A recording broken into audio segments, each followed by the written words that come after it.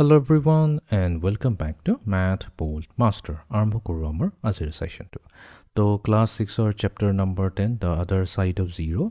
তো এই টপিকটোৰ আমি আহি যাওঁ ফাৰ্স্ট কুইজলৈ। তো এতিয়ালৈকে আমি ইন্টিজাৰ্ছৰ কথা বহুতখিনি পাতিলো, পজিটিভ নম্বৰ, নেগেটিভ নম্বৰ, অপজিটছ কিবোৰ হয়, নম্বৰ লাইনত কেনেকৈ সেই নম্বৰবোৰক এড কৰে, সাবট্ৰেক্ট কৰে, সববোৰ শিকিলো। তাৰে ওপৰতে এটা কুইজ কৰিম। So let us begin. First question. So it is a graph the opposite of minus 3 by 4 on the number line.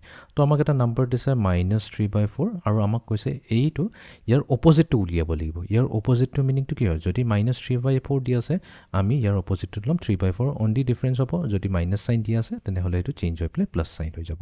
এতিয়া plus sign লিখো বা নিলিখো কথাটো একেই হৈ যায়। তো তাৰ মানে আমাৰ এই যোনটো green dot টো আছে এইটো আমি লৈ আনিম 3 by 4 ওপৰলৈ। চেক কৰি লওঁ। Okay, next question. Which point represents the additive inverse of minus 4? Okay, additive inverse meaning to ki hoy? Amak dise eta number minus 4 aru amak koise yer additive inverse to ei number line ot bisari uliabo lage. Prothomote to ami janibo lagibo additive inverse ki hoy. Additive inverse eneko eta number hoy jetake yate minus 4 hoy goise. Hey number to additive inverse eneko eta number hoy, my mistake. Hey number to logot jodi ami original number minus 4 to add kori diu tenehole amar answer ahibo 0.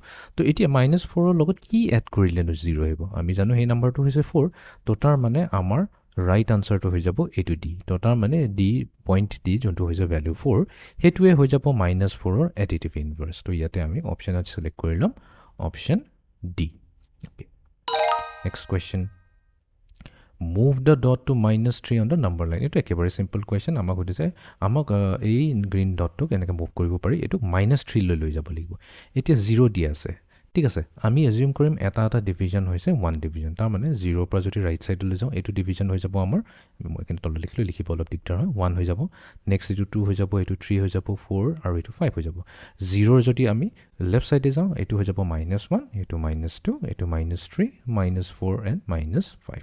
তো তাৰ মানে আমাৰ পইণ্টটো যিহেতু আমি -2ত আহিব লাগে, তো -2ত অহা মানে আমি এইটোক লৈ আহিম এইখিনিলৈ। তো আমি এইটোক -3 লৈ আহিম, ঠিক আছে।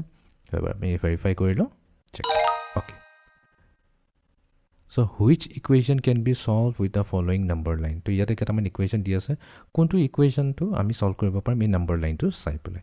ওকে, তো প্ৰথম নাম্বাৰটো ক'ৰ পৰা আৰম্ভ হৈছে? 21ৰে আৰম্ভ হৈছে। তো আমি 21 নোট কৰি লওঁ। যিহেতু আমি ফৰৱাৰ্ড গৈ আছোঁ তো আমি প্লাছ এড কৰি লওঁ। প্লাছ কিমান গৈছে? প্ৰথমতে আমি 70 গ'লোঁ, তাৰপিছত আমি গৈছোঁ +5। তো তাৰমানে কি প্ৰথমতে 17 জাম্প মাৰিছোঁ, ক'ত আহি পাইছোঁ? 91ত আহি পাইছোঁ। তাৰপিছত 91ৰ লগত আৰু যদি 5 এড কৰি দিওঁ আমি কিমান পাই যাম? 96 পাই যাম। তো তাৰ মানে একচুৱেলি 21ৰ পৰা 96 আহিবলৈ কাৰণে আমি কেইটা জাম্প মাৰিছোঁ? 70 + 5।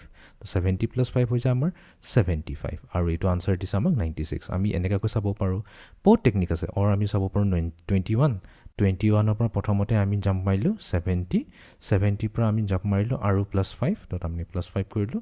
তো আমাৰ আনসাৰ কিমান আহিব? আমি যিহেতু 96ত আহি ৰখিছোঁ, এইটো হৈ গ'ল 96।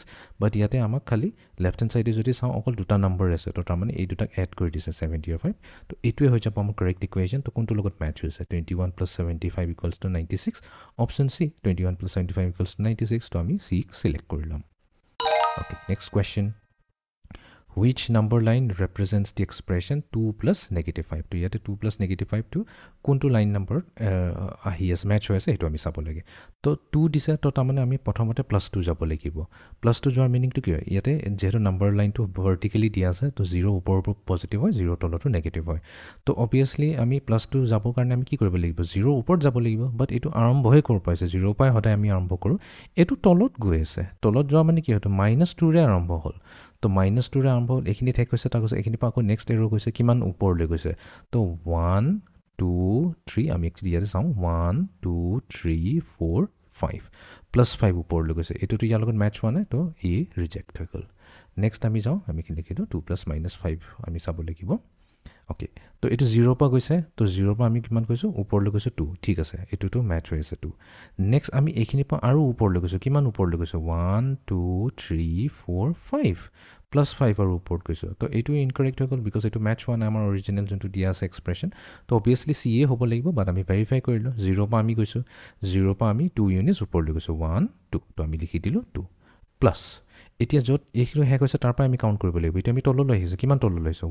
1 2 3 4 5 5 আহি ৰখিছোঁ যিহেতু আমি 0 মানে আমি তলৰ ডাইৰেকশ্যনত গৈ আছোঁ তো সেইটো আমি কি ক'ম -5 বুলি ক'ম য়েছ মেটচ হৈ গ'ল 2 + -5 তো তাৰ মানে আমাৰ অপশ্যন চিটোৱে হৈ যাব আমাৰ correct option okay final question move the dot to 12 on the number line তো এবাৰ আমি 12 লৈ আহিব লাগিব তো ঠিক আছে 0 পৰা যদি আমি -3 লৈ যাওঁ তাৰমানে আমি একচুৱেলি কিমান জাম্প মাৰিলোঁ 3 ইউনিটছ জাম্প মাৰিলোঁ তো তাৰমানে আমি লেফ্ট ছাইড যাওঁ বা ৰাইট ছাইড যাওঁ আমি 3 ইউনিটছকৈ জাম্প মাৰিম তো এইখিনিৰ পৰা এইখিনিলৈ আমি আহিলোঁ 3 এইখিনিৰ পৰা আহিলোঁ আৰু 3 এইখিনিৰ পৰা আহিলোঁ আমি আৰু 3 তো এনেকুৱাকৈ ইচ আমি 3 কৈ গৈ থাকিম ঠিক আছে 3 কৈ গৈ আছোঁ তো আমি 0 পৰা এইখিনিলৈ আহিলে আমি এইটো ডিভিজন হৈ যাব আমাৰ 3 +3 কৰি দিম 6 তাৰপিছত পাই যাম আমি ইয়াতে 9 9ৰ পিছত 12 12ৰ পিছত 15 তো তাৰমানে আমাক যিহেতু ডটটো 12ত লৈ আহিব কৈছে তো এইটোৱে হৈ যাব আমাৰ কাৰেক্ট পজিশ্যন অ'কে তো এইটোৱে আছিলে আমাৰ কুইজ নম্বৰ